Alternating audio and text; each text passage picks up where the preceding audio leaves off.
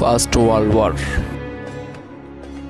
David নামের একটি army officer C ব্লকে কর্মরত ছিলেন।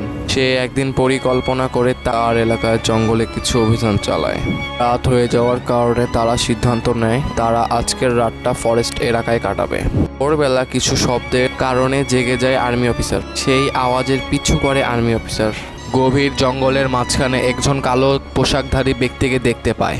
আর্মি অফিসার তাকে দাঁড়াতে বললে সে দাঁড়ায় নাই। এই কারণে আর্মি অফিসার তাকে শুট করে দেয়। সে পিছে ঘুরে দেখতে পায় একটি বড় আকারের দৈত্য তার দিকে তাকিয়ে আছে। ভোরের দিকে তার সৈনিকরা তাকে কোথাও দেখতে পায় না।